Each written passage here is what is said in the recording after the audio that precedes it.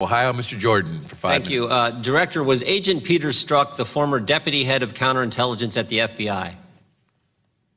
I don't remember his exact title, but I believe that's correct. And he's the same Peter Strzok who was a key player in the Clinton investigation, the same Peter Strzok who interviewed Cheryl Mills, Huma Abedin, participated in the Clinton, Secretary Clinton's interview.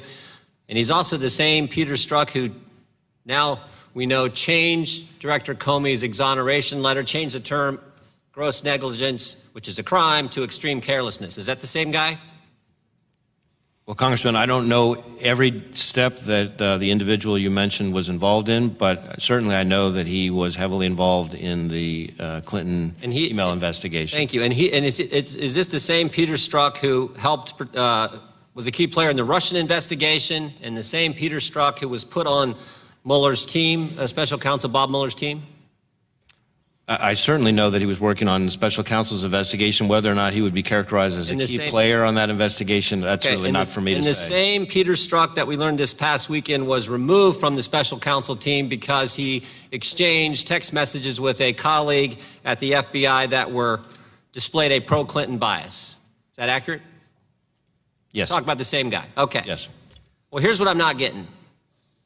Peter Strzok is selected to be on Mueller's team after all this history, put on Mueller's team, and then he's removed for some pro-Clinton text messages.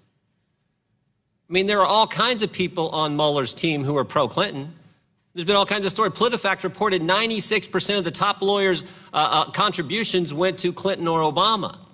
But Peter Strzok, the guy who ran the Clinton investigation, interviewed Mills, Abedin, interviewed Secretary Clinton, changed gross negligence, a crime, to the term extreme carelessness, who ran the Russian investigation, who interviewed Mike Flynn, gets put on Mueller's team, and then he gets kicked off for a text message that's anti-Trump. If you kicked everybody off Mueller's team who was anti-Trump, I don't think there'd be anybody left. So there's got to be something more here. It can't just be some text messages that show a pro-Clinton, anti-Trump bias. There's got to be something more. And I'm trying to figure out what it is. But my hunch is it has something to do with the dossier. Director, did Peter Strzok help produce and present the application to the FISA court to secure a warrant to spy on Americans associated with the Trump campaign? Congressman, I'm not prepared to discuss anything about a FISA process in this setting. We're not talking about what happened in the court. We're talking about what the FBI took to the court, the application. Did Peter Strzok, was he involved in taking that to the court? I'm not going to discuss in this setting anything to do with the FISA court applications. Well, let's remember a couple things, Director. And I know you know this. We've all been made aware of this in the last few weeks. Let's remember a couple things about the dossier. The Democrat National Committee and the Clinton campaign, which we now know were one and the same, paid the law firm, who paid Fusion GPS, who paid Christopher Steele, who then paid Russians to put together a report that we call a dossier full of all kinds of fake news, National Enquirer garbage. And it's been reported that this dossier was all dressed up by the FBI, taken to the FISA court, and presented as a legitimate intelligence document, that it became the basis for granting a warrant to spy on Americans. And I'm wondering if that actually took place. It sure looks like it did. And the easiest way to clear it up is for you guys to tell us what was in that application and who took it there. Congressman, our staffs have been having extensive interaction with both intelligence committees on our interaction with the FISA court, and I think that's the appropriate setting for those questions. Here's what I think, Director Wray.